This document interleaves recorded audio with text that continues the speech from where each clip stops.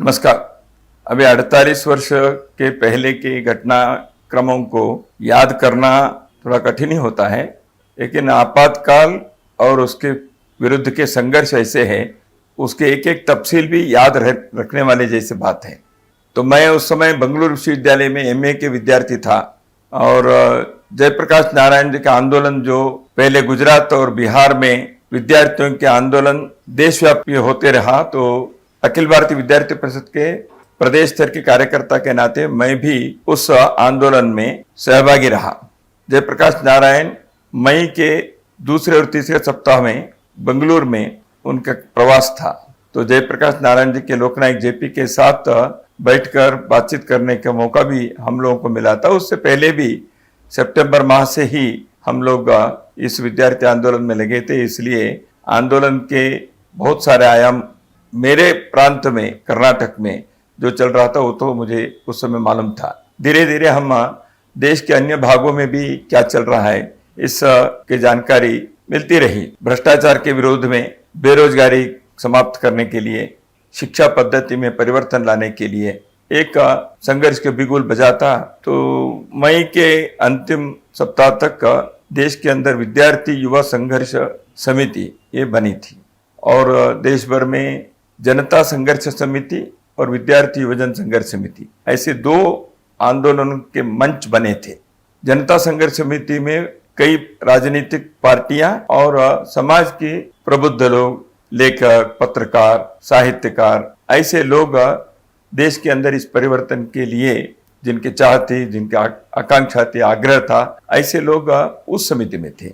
और विश्वविद्यालय के विद्यार्थी और नौजवान लोग, युवक युवतियां विद्यार्थी युवजन संघर्ष समिति में सक्रिय रहे। मैं विद्यार्थी युवजन संघर्ष समिति के एक सक्रिय कार्यकर्ता के नाते कर्नाटक में बेंगलुरु केंद्र बनाकर मैं काम करता था। जैसे मैंने कहा, मैं एमए के विद्यार्थी था, तो स्वाभाविक रूप से कैंपसों में घूमकर कार्य करना हमारा दायित्व था। जून के महीने में 3 महत्वपूर्ण घटनाएं इस संघर्ष में हुई। इन तीनों के परिणाम आपातकाल लागू करने में हुआ। एक है, जून आते आते देश भर में जेपी के नेतृत्व में जो आंदोलन देशव्यापी हो गया था वह अत्यंत प्रखरता के चरम पर पहुंच गया था। दूसरा, गुजरात में हुए चुनाव में इंदिरा कांग्रेस के एक दृष्टि से घोर विफलता हो गई, वो हार गई और जनता पार्टी उस समय के एक जनता मंच बनाए थे, जनता रंग कहते थे उसको, वो जीत कर आ गई। जून 12 तारीख को इलाहाबाद हाईकोर्ट के न्यायाधीश ने इंदिरा गांधी लोकसभा चुनाव में जो जीती थी रायबरेली से, उसको उन्होंने निरस्त कर दिया। तो तीनों मोर्चे पर इंदिरा जी हार गई। एक है न्यायांग में, दूसरा है राजनीतिक क्षेत्र में चुनाव में, तीसरा है जनता के बीच। इस कारण से उन्होंने इस एक्सट्रीम क्रम को उन्होंने संविधान के अंदर जो प्रावधान है उसका उन्होंने उपयोग किया। 25 जून को रात्रि आपातकाल घोषित कर दिया। उन दिनों में कि न मोबाइल, न टीवी, न कुछ था। आज के जमाने के लोगों को उस समय के परिस्थिति को समझना आसान नहीं है। 50 साल पहले हिंदुस्तान में टीवी नहीं थी और कंप्यूटर्स नहीं थे, ईमेल और मोबाइल आज हैं तो वो नहीं था। तो न्यूज़ कैसे मालूम हुआ? बीबीसी से और आकाशवाणी से घोषणा होते ही पता चला। हम लोगों को सुबह 6 बजे के न्यूज से समाचार मिला। संघ के शाखा में गांधीनगर बंगलुरु में मैं और बाकी मित्र जो शाखा में थे, हमको शाखा जाते जाते ये समाचार मिल गया। पार्लियामेंट के कमेटी के काम के लिए अटल जी, अडवाणी जी, मधु दंडवते जी और एस एन मिश्रा जी ये बंगलुरु आकर रुके थे। शाखा के समाप्ति होते ही हम लोग वहां गए और अटल जी, अडवाणी जी स्नान वान करके नीचे जलपान के लिए आ रहे थे। उनके आगे के कार्यक्रम के लिए उनको जाना था। तो हमने कहा इमरजेंसी हो गई। किसने कहा ऐसे? शायद उनको तब तक जानकारी भी नहीं थी या जानकारी होगी, उन्होंने पूछा तो हमने कहा रेडियो में सुना हमने और ऐसे हुआ। तो अडवाणी जी तुरंत यूएनएपीटीआई को फोन लगाओ, ऐसे करके फोन लगाना, स्टेटमेंट देना है फोन पर इसके खंडन करते हुए। अटल जी ने कहा क्या कर रहे हैं? ने मैं स्टेटमेंट देता हूँ, अपने तरह से वक्तव्य देना। अटल जी ने कौन छापने वाला है? तो अटल जी को पता चल गया था कि इमरजेंसी घोषित होते ही प्रेस संसार भी साथ साथ हो गया है, तो इसलिए ये स्टेटमेंट अगले कोई छापने वाला नहीं है। जलपान के लिए न जाते हुए वो अपने कमरे में वापस गए, हम भी पीछे पीछे गए। थोड़े समय के अंदर पुलिस आ गई। तो उस ऐतिहासिक क्षण के लिए मैं साक्षी रहा। अटल जी, अडवाणी जी, एस.एन. मिश्रा जी, तीनों को पुलिस ने गिरफ्त करके हाईग्राउंड पुलिस स्टेशन पर लेके गए। उनके ऊपर मीसा लग गया। हम लोग वापस गए, अंडरग्राउंड हो गए हम। तो जून के महीने में विद्यार्थी परिषद का अभ्यास वर्ग था। हम अंडरग्राउंड में ही उस अभ्यास वर्ग का आयोजन किया 3 दिन। वापस आने तक हम लोगों के ऊपर भी मीसा लग गया है ऐसे पता चला, तो हम भूमिगत हो गए। भूमिगत होकर मैं दिसंबर तक 6 महीने मैं भूमिगत रहा। जुलाई के 2 तारीख को संघ पर बैन हुआ, तो भूमिगत रहे, क्योंकि हम लोग मीसा में वांटेड है पता चल गया। कई लोगों को गिरफ्त करके लेके जाते थे, कुछ लोग DIR में, कुछ लोग मीसा में। डिफेंस ऑफ इंडिया रूल और maintenance of internal security act, ऐसे 2 कानून। डिफेंस ऑफ इंडिया रूल में कोर्ट में जाने का और वहां आर्ग्यू करने का और शायद छूट भी जाने के प्रावधान है। मीसा में ऐसे कोई नहीं था। आपको चार्ज बताने की जरूरत भी नहीं है, क्या गुनाह है, और कोर्ट में जाने के आपको कोई अधिकार नहीं है। सब प्रकार के फंडामेंटल राइट्स सस्पेंडेड ऐसे होने के कारण मीसा में रहने वाले व्यक्ति को अंदर उनका क्या हुआ ऐसे घर के लोगों को भी पता चलने चाहिए, ऐसे भी कोई प्रावधान नहीं था। तो ऐसे मीसा में लोग रहे। 3-4 प्रकार के विषय भूमिगत रहकर ये जो इमरजेंसी के विरुद्ध के संघर्ष है उसमें, एक जनता के साथ संपर्क कैसे रखना। जैसे मैंने कहा, न फोन सर कर सकते थे न ये कर सकते थे, इसलिए जनता के साथ संपर्क रखना, कार्यकर्ता के संपर्क करना, इसके लिए संघ और संघ प्रेरित संगठनों की जाल जो है उसका हमारे जो घर घर के संपर्क के जो पद्धति है यह बहुत काम में आया। घरेलू संपर्क की जो पद्धति दशकों से संघ और संघ प्रेरित संगठनों में है, उसका लाभ आंदोलन में लगे हुए अन्य राजनीतिक पार्टियां, अन्य संगठनों को भी इसका लाभ हुआ। मेरे पास बहुत ऐसे उदाहरण हैं। जैसे रविंद्र वर्मा जी बंगलुरु आए थे, तो उनको कहाँ रखना और पुलिस को पता ना चले ऐसे उनको लेके आना और रेलवे स्टेशन से और सुरक्षित वापस भेजना, ये काम अत्यंत गूढ़ता से हम लोग कर सके। उसका कारण है संघ की कार्य पद्धति के अंदर ये जो घर के संपर्क था वो। दूसरी बात, लोगों को क्या चल रहा है ये पता नहीं चलता था, क्योंकि समाचार पत्र सब सेंसर के कारण केवल सरकार के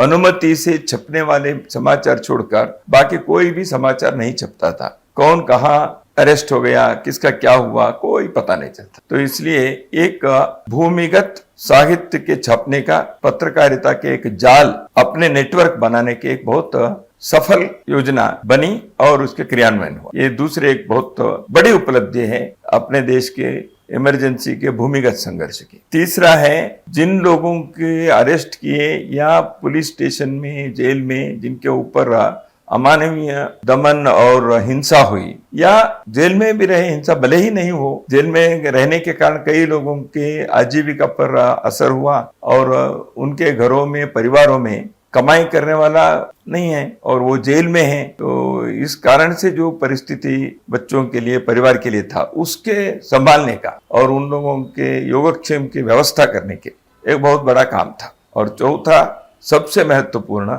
संघर्ष करते हुए इस आपातकाल के विरुद्ध लोगों की आवाज खड़ा करने के लिए, सत्याग्रह करने के लिए जो योजना बनी उसको सफल बनाना। तो यह 4 प्रमुख काम उन दिनों में मुझे लगता है एक बहुत ही अच्छी योजना से सफलतापूर्वक हम बना सके। कई बार मुझे लगता है ये क्रूरता का भी याद करना है क्या। मैं कारण बताता हूँ। संघ के तृतीय पूजनीय सरसंघ चालक बाला साहेब देवरस जी ने आपातकाल के पश्चात एक बहुत महत्वपूर्ण सार्वजनिक वक्तव्य उन्होंने दिया था अपने सार्वजनिक भाषण में।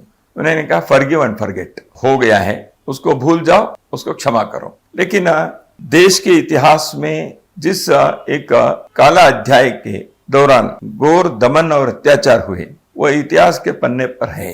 कई पुस्तकें इस विषय में आई हैं, व्यक्तिगत तौर पर भी कई लोगों ने लिखा है और संगठनों से भी इस प्रकार के साहित्य बाद में भी छपे हैं। इसलिए मैं नहीं भी बताऊंगा तो भी वो है ही। तो इसलिए बाला साहेब देवरस जी ने जो अपेक्षा की थी उसको ध्यान में रखकर मैं थोड़ा 2-4 बातें इस संदर्भ में बताऊंगा। क्रूरता और अमानवीयता बहुत व्यापक प्रमाण में कई जगह पर हुए। जिस प्रकार अपने देश की व्यवस्था, पुलिस के, सरकारी प्रशासन की व्यवस्था ऐसे बर्बरता दिखा सकते हैं, इसका एक अनुभव आपातकाल में हुआ।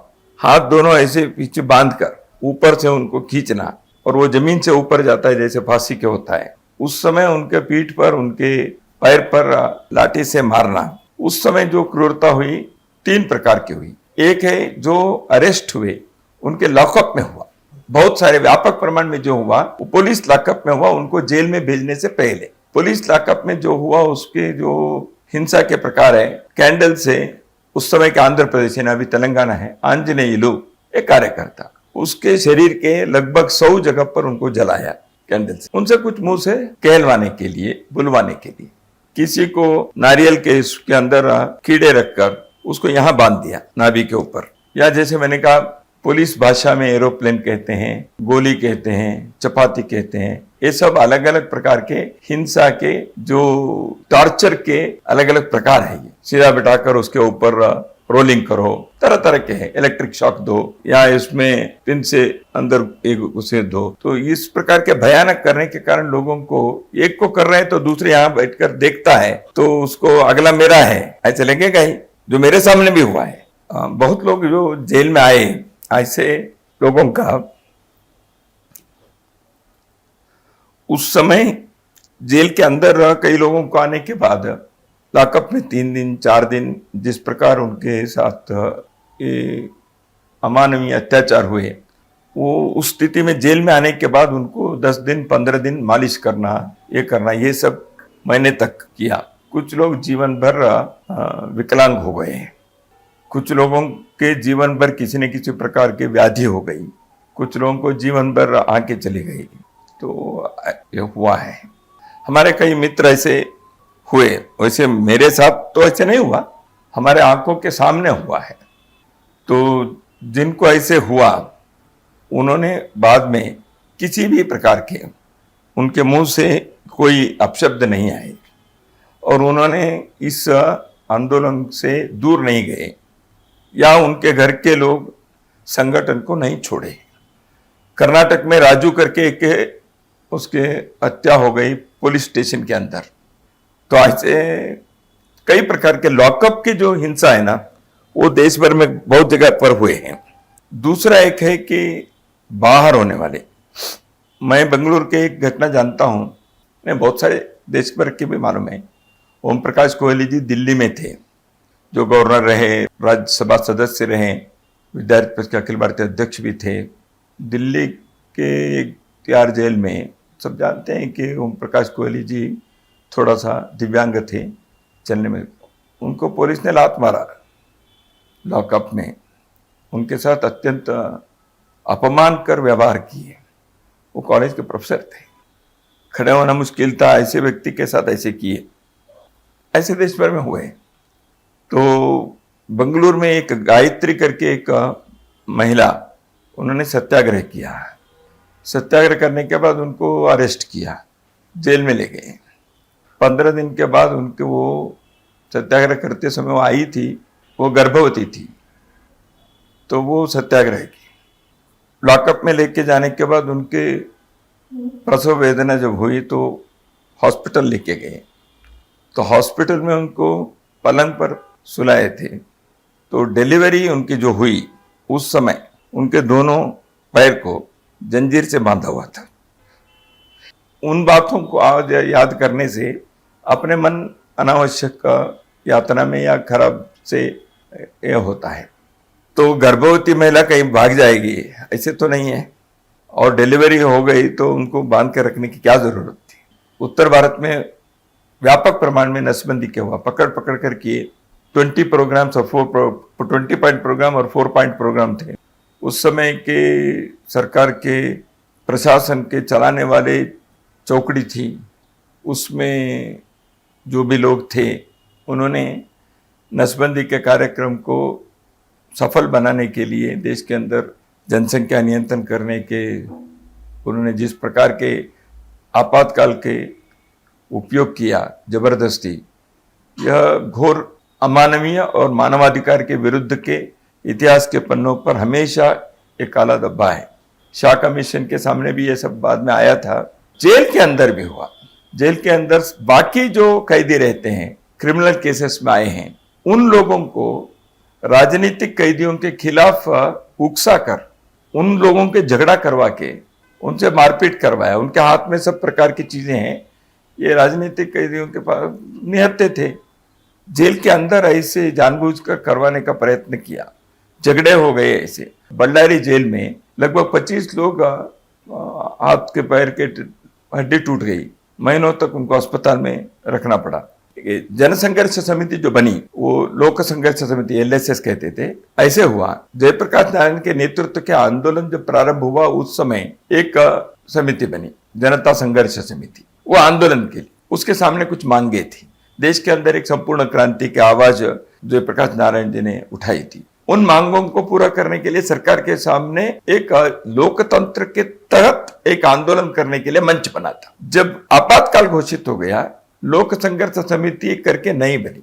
इस आपातकाल के विरुद्ध पहले संघर्ष करना है, पहले की डिमांड तो थे ही, तो इसलिए आपातकाल के विरुद्ध के संघर्ष के लिए पहले जो संघर्ष समिति बनी, लोक संघर्ष समिति, उसके सेक्रेटरी थे नानाजी देशमुख। तो उस नानाजी देशमुख अगस्त के 75 में उनके गिरफ्तारी हो गई। उनके गिरफ्तारी होने के बाद रविंद्र वर्मा जी उसके सचिव बने, महासचिव। उनके भी अरेस्ट होने के बाद माननीय दत्तोपंत ठेंगड़ी जी उसके सचिव बने। दत्तोपंत ठेंगड़ी जी अंत तक अरेस्ट नहीं हुए, भूमिगत रहे, उनको पुलिस पकड़ नहीं पाए। तो पुलिस को पता नहीं चलना, यात्रा करना, अलग नाम से करना, वेश बदल कर करना, ये सब हमने किया था उन दिनों में। जैसे भूमिगत आंदोलन के तरीके होते हैं वो सब किए हैं। जैसे अभी प्रधानमंत्री के बारे में कहते हैं, उस समय वो सरदार बनकर घूम रहे थे। ऐसे देश भर के लोग अलग अलग प्रकार से वेश पहनकर हम जाते ही थे। लोकतंत्र के, प्रजातंत्र के अंतर्गत ही अपने को संघर्ष करना चाहिए, संविधानात्मक ढंग से ही करना चाहिए। बंदूक उठाकर क्रांति नहीं करनी है, शस्त्र उठाकर संघर्ष करके आपातकाल का विरोध करना ये गलत है। ऐसे समिति के स्पष्ट अभिप्राय था। लोगों को हिंसा के मार्ग पर नहीं लाना, यह स्पष्ट निर्देशन था। सत्याग्रह नवंबर 14 तारीख से प्रारंभ करना यह तय किया। सत्याग्रह ने कैसे, किसी भी सड़क के चौराहे पर या किसी जगह पर, बस स्टैंड पर, रेलवे स्टेशन पर, जितने संख्या में हो सकते उतने संख्या में लोग आना, आपातकाल के विरुद्ध में 2-4 नारे लगाना, अपने डिमांड जो है उसके नारे लगाना, पुलिस आएगी, पकड़ेगी, लेके जाएंगे, सत्याग्रह करना, जेल भरना, यह तय था। और यथासंभव साहित्य पर्चे उसको लोगों को दे देना, क्योंकि हमको देने के लिए कोई और रास्ता नहीं था, ओपनली हम नहीं दे सकते थे। इसलिए सत्याग्रह के लिए जाते समय जेब में, थैली में पर्चे रखो, उसको सबके लिए दे दो। तो ये सत्याग्रह के तरीके थे। तरह तरह के सत्याग्रह हुए और भी हुए। इस आपातकाल को जनता ने स्वीकार नहीं किया है, यह लोकतंत्र के विरुद्ध है, लोकतंत्र के दमन हो गया है।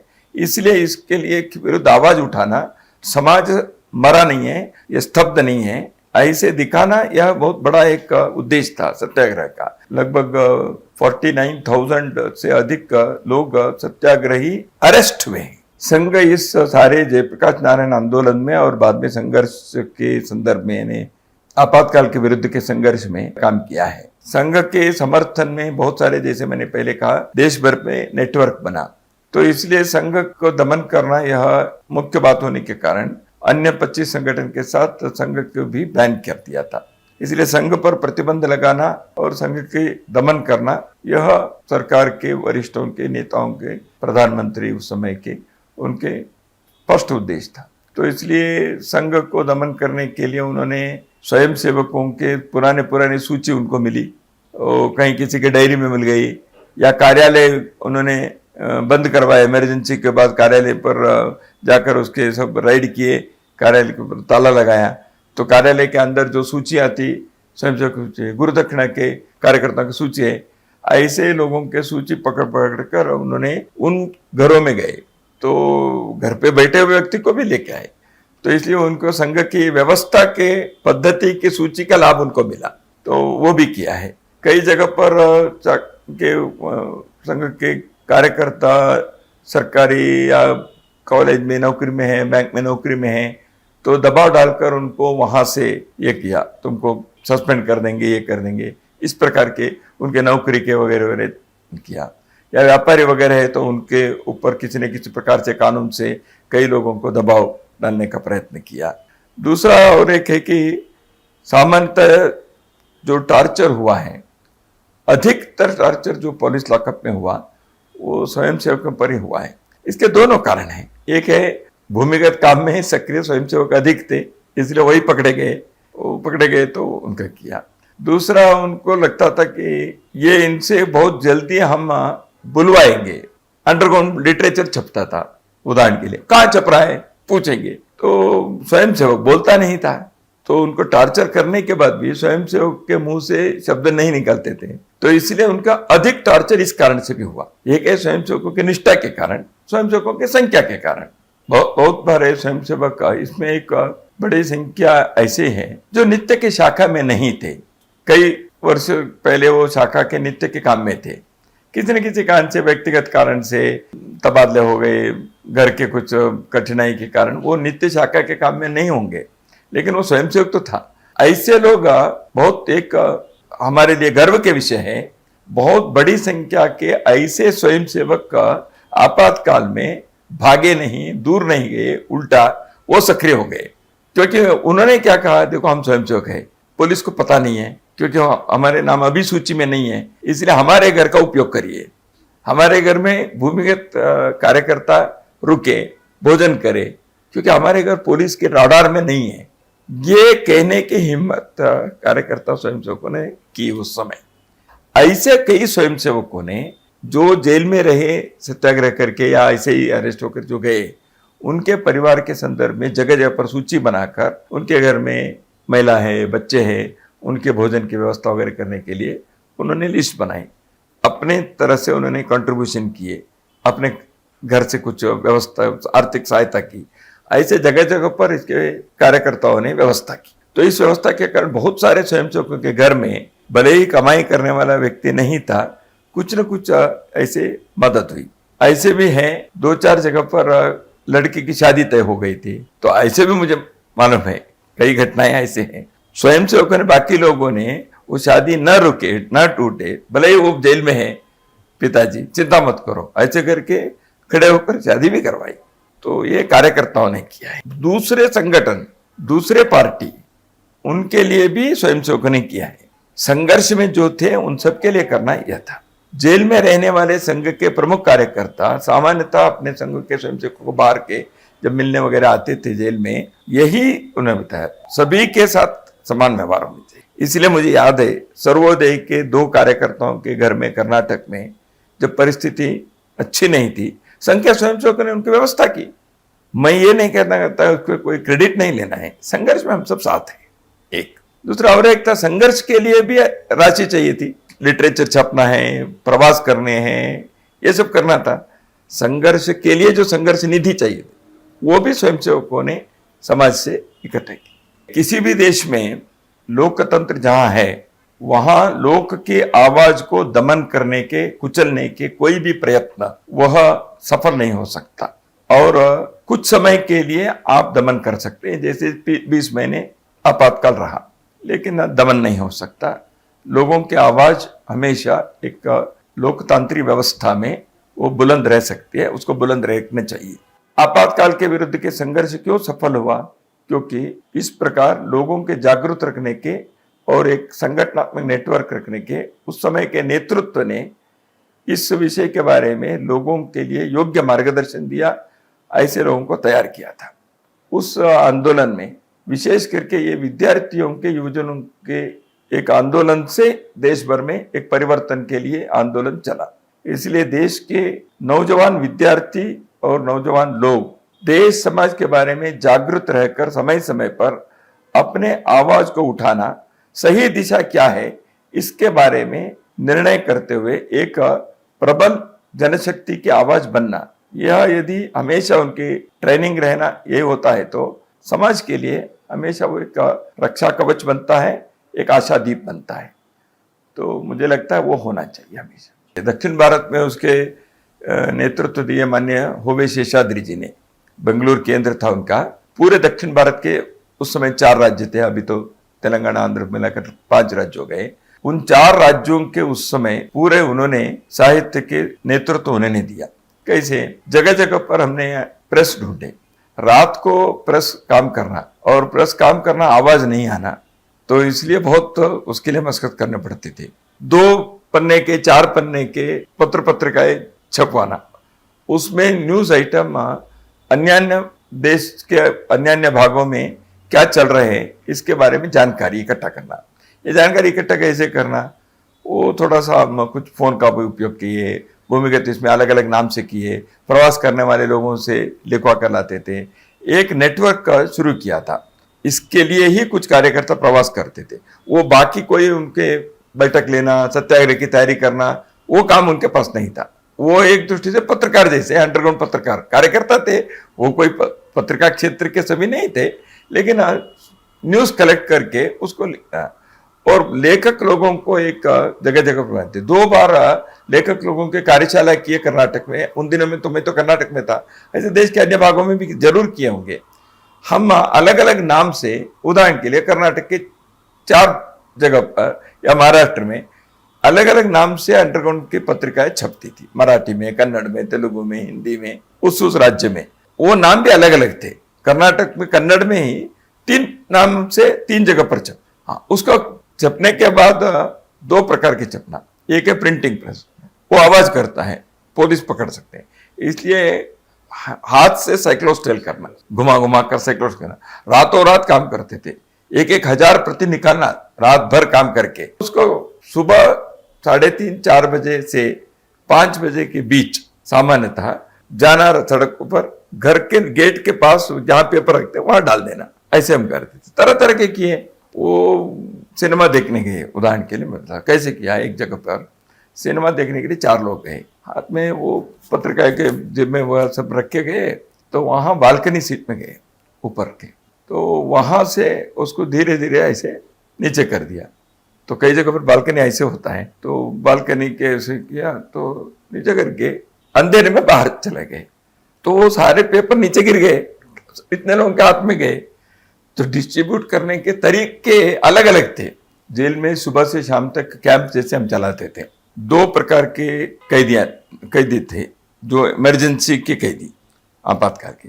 तीसरे प्रकार थे जो अन्य अन्य प्रकार के क्राइम्स करके अपराधी जो आते थे समाज में, हमेशा जो जेल में DAR, जिनके केस चलते हैं, कोर्ट में लेके जाते हैं, ऐसे DAR के जो कैदी हैं वो अलग है। उनके 1 महीने या 15 दिन के लिए जेल से जैसे कई बार छूट जाते थे, बेल में जाते थे, ऐसे होता था। मीसा के हैं, वो मीसा के लोगों के ऊपर कोई चार्जशीट नहीं, उनको ना कोर्ट है, ऐसे चलता था। तो इसलिए मीसा में रहने वाले लोगों के जीवन शैली अलग थी। तो मीसा में रहने वाले लोग आए तो बाहर जाएंगे, कब जाएंगे कोई पता नहीं है। बीच में एक बार ऐसे था, नीरेन डे सॉलिसिटर जनरल थे, उन्होंने सुप्रीम कोर्ट में एक आर्गुमेंट किया और उनके आर्गुमेंट को सुप्रीम कोर्ट में स्वीकार किया। आर्गुमेंट क्या था उनका, मीसा के लोगों देश की सुरक्षा के लिए उनको हम उनके ऊपर कोई चार्जशीट नहीं और कब तक रहना है इसकी कोई गारंटी नहीं है, them and their life in jail, ऐसे एक वाक्य उनका था। दूसरा उन्होंने कहा, तो आर्गुमेंट ऐसे किए, यदि देश की सुरक्षा के लिए उनको जेल के अंदर भी शूट किए तो भी कोई अपराध नहीं है सरकार पर। जेल में अंग्रेजों के जमाने के कानून बहुत है, अब ठीक हो गया है, वो कानून ही चलता था। अंग्रेजों ने उस समय जो किया था वो कानून चलते थे, तो जेल के अंदर संघर्ष किए, इस कानून के खिलाफ भी अंदर उसके लिए ज्ञापन देना, उसके खिलाफ करना, वहीं सत्याग्रह ने अंदर अनशन करना, ये सब किया। तो इस कारण से कुछ कानून बदलना पड़ा प्रशासन को, कुछ चीजें। संविधान के बारे में H.V. कामत जी ने एक कहा, it is not amending the constitution, it is not mending the constitution, but it is ending the constitution. Amendment तो उन्होंने क्या किया, अमेंडमेंट जो आए उस अमेंडमेंट में बहुत सारे चीज़ों को उन्होंने किया। कुछ बातें ऐसी थी जो प्रियम्बल में जोड़ दिया उन्होंने। संविधान के प्रस्तावना में पहले से नहीं था, सेक्युलरिज्म और सोशलिज्म का, इन 2 शब्दों को उन्होंने जोड़ा, वो आज तक है। संविधान के साथ छेड़छाड़ करने का प्रयत्न भरपूर किए उस समय, और 5 वर्ष के जो लोकसभा के कार्यकाल है उसको 6 साल किया, 1 वर्ष ज़्यादा कर दिया था।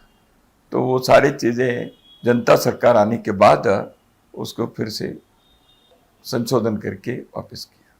देश के इतिहास में आपातकालीन संघर्ष को एक दृष्टि से द्वितीय स्वतंत्रता संग्राम, ऐसे कई लोगों ने उस समय कहा है। आज भी कई बार लगता है यह सही व्याख्या है। विदेशी शासन के खिलाफ एक संघर्ष हुआ, वो लंबे चला, एक स्वतंत्रता आंदोलन हुआ, लेकिन देश के अंदर के ही अपने लोगों ने संविधान के प्रावधान को दुरुपयोग करके देश के लोगों के आवाज को दमन करने के, और जयप्रकाश नारायण जैसे जिनके जीवन इतने स्वच्छ है, ऐसे व्यक्ति को भी दमन करने के जो प्रयत्न हुआ, और सामान्य लोगों को तो हुआ ही, तो यह एक दृष्टि से द्वितीय स्वतंत्रता संग्राम कहना ये योग्य है, ऐसे मुझे लगता है। ये आपातकाल क्यों हुआ? देश में आपातकाल होते जब देश असुरक्षित है तो आप आपातकाल करें। व्यक्ति या पार्टी असुरक्षित है, अस्थिर है, उसके लिए संविधान का उपयोग करना या दुरुपयोग करना, यह लोकतंत्र में कभी भी नहीं होना चाहिए। मेरा हमेशा कहना है लोकतंत्र यह सुरक्षित है, अपने देश के संसदीय व्यवस्था, संविधान वगैरह वगैरह वो तो है ही, लेकिन उससे भी बढ़कर जागृत समाज और उनको जागृत रखने के कार्य करने वाले समाज के गैर राजनीतिक नेतृत्व, उनके जीवन के स्वच्छ, निस्वार्थ और देशभक्ति के उनकी प्रखरता, यह यदि है तो समाज के लोग भी ऐसे लोगों के समर्थन में खड़े होते हैं। इसलिए हमेशा देश के लिए इस प्रकार के नेतृत्व समाज में हर क्षेत्र में रहना चाहिए। वह देश के लिए भरोसा है।